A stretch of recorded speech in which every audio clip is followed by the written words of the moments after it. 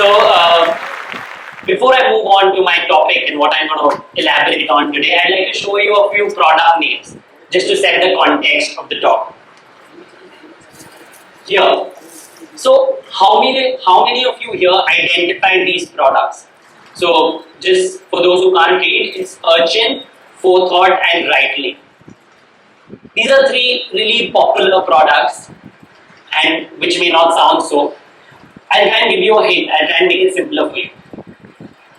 Yes, urchin is the original version of Google Analytics. Forethought is the original version of PowerPoint, and rightly is the original version of Google Docs. These were products which were solving a very specific niche problem in their sector. So much so that these independent innovators were later acquired by the giants of their field, and the rest, as they say, is history. Which brings me to my topic for today, that niche is now mainstream. Now, before I go deeper into that and talk about the aspects of niche, I think I take this opportunity to explain what we do and what we are all about. More so because with the kind of examples that have come in later, our story might not sound as interesting and glamorous. So I'll just take this opportunity to glorify our achievements as much as I can. So we are Hummingway, a product innovation company based out of Mumbai. We essentially take unique ideas and build them into innovative, never seen before products. And then we look to license or partner with established brands to get them out in the market. So the kind of products we have is a rewritable t-shirt like the one that I'm wearing. We have something called the Crick Alarm application. We have something called the Walking on Water ride, and a product like the political trump card game. And above all this, we have our flagship product, which is the Gladius Blade. Now, all these science aside, essentially what we did was we identified a very specific niche problem and found a solution to that. Today, after 1.5 years, the bat is market ready. We have a patent over it internationally. The bat is soon to launch in UK, US, and India. We have an approval from MCC, the law-making body of cricket, for the bat to be played with in all forms of international cricket. And we have shown the bat to a lot of international players and coaches and got really positive feedback. So during this journey, there is one thing which is strengthened in my belief, and this is what I want to share today as a food for thought, is that niche is now mainstream. Now, if you look at a few years back, the kind of startups, the kind of companies that used to come in India, we have all this Flipkart. So if you look at a few years back, the kind of companies that came in India, we had the kinds of the Flipkart, Snapdeal, Ola, Zomato, Book My Show, all of them looking at the macro problems of the society, all of them trying to create products that target the whole mass, so as to say. But in today's day and age, you'll see a certain section of innovators, a certain section of entrepreneurs who are trying to go niche, who are trying to identify a specific problem in a very particular sector and finding an effective solution for that. Now, don't get me wrong here. I'm not saying that what Ola, Zomato, or Book My Show is doing is wrong. Obviously not. They're doing a brilliant job at what they're doing. But what I want to present as a food for thought is that for young innovators, for young entrepreneurs, a lot of times with the brilliant ideas they have, it is possibly a smarter route to go for a specific niche which they identify with. And to delve deeper into that, I'll kind of demarcate the niche into two parts. One is the product niche and second is the marketing niche.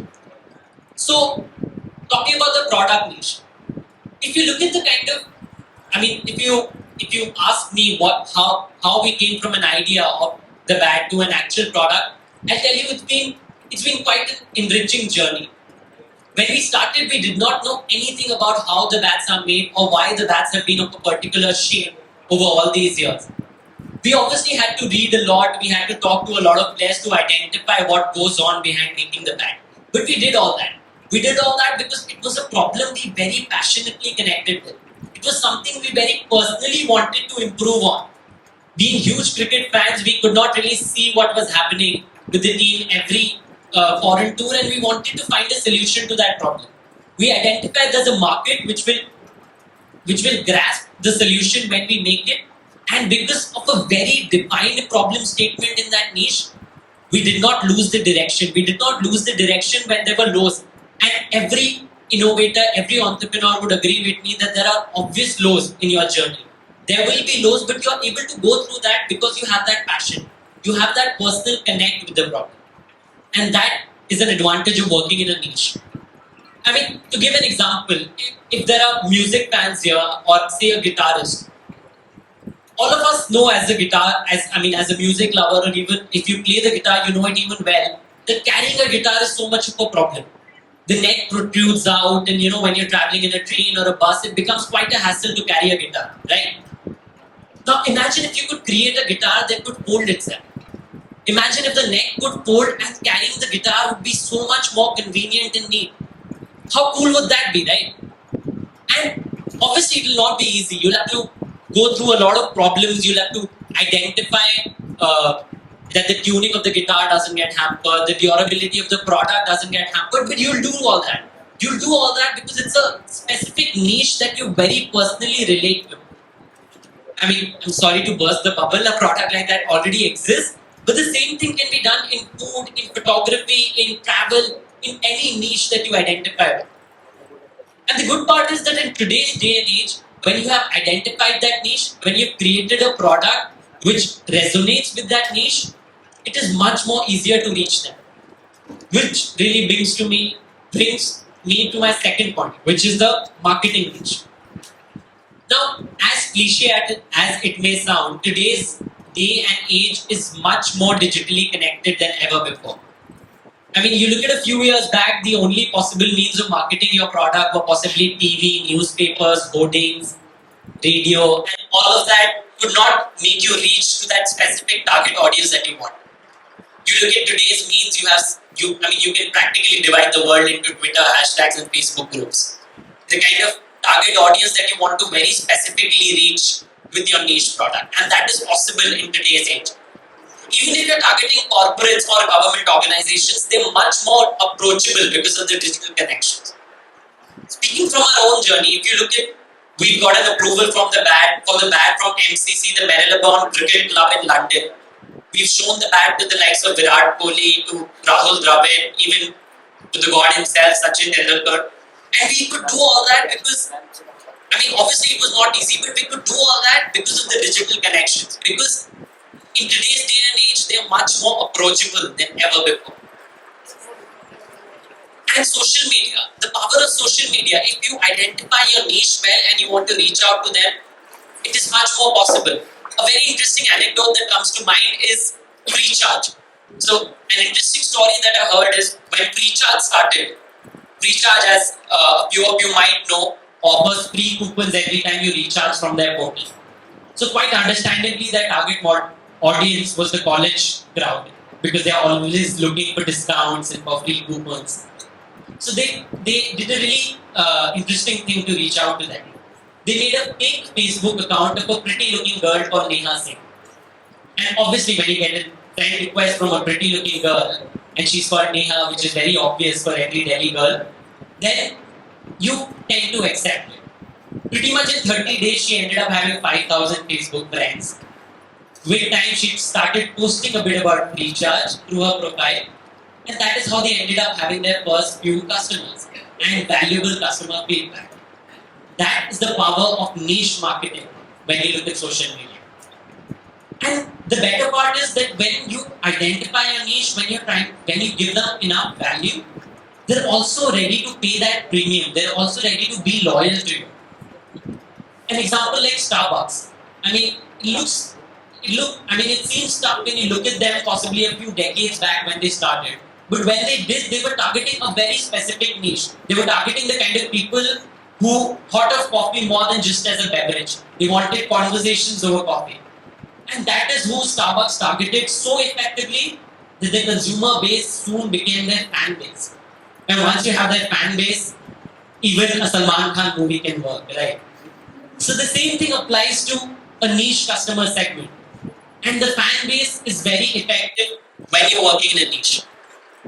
Just in my last segment to conclude, I'd like to show few opportunities that exist in niche segments just to get you excited about the numbers.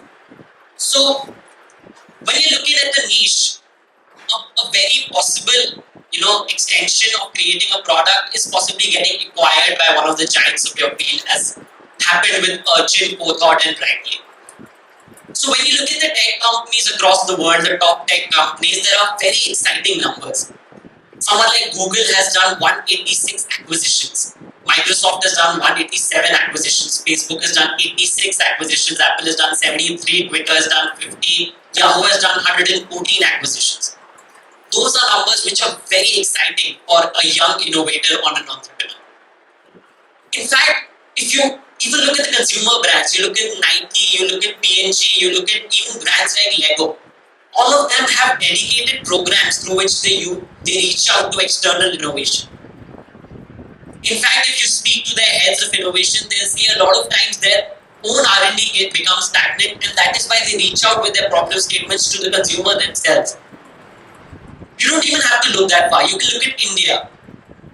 I mean, the most interesting thing about India is when you look at a niche, even that is too big. Because of the absolute number of people that we have in India, you can look at the opportunities that are there in niche segments. You can look at the vernacular languages. We have something like 8.3 crore Bengali speaking people. We have 7.4 crore Telugu speaking people and 7.2 crore Marathi speaking people. The numbers are same when you look at it at Tamil or a Kannada or even in Urdu. Imagine if you could create a product for the vernacular language crowd. A Flipkart only exists in English. Imagine if you could create that in Bengali. It's a huge market out there. You look at the senior citizens. Currently in India, you look at the age above 60, we have 10 crore people. A number that is expected to triple by 2050. 30 crore people by 2050. And there are no specified products for that market. It's such a good opportunity to tap into. And similarly, there's school kids, there's college crowd, there's backpackers, there's pilgrims, there's train travelers, there's musicians, there's book lovers, the list is absolutely endless. You could segment them religion-wise, region-wise, you could segment them ethnicity-wise, gender-wise. There are huge opportunities. And every one of this sector will have a lot of niche problems that you could look into and solve. So in the end, I'd just like to say that not every time do you have to look far and wide. Sometimes you just have to look close, look niche, strive to create value in a niche that you identify with, and the valuations would follow themselves. Thanks a lot.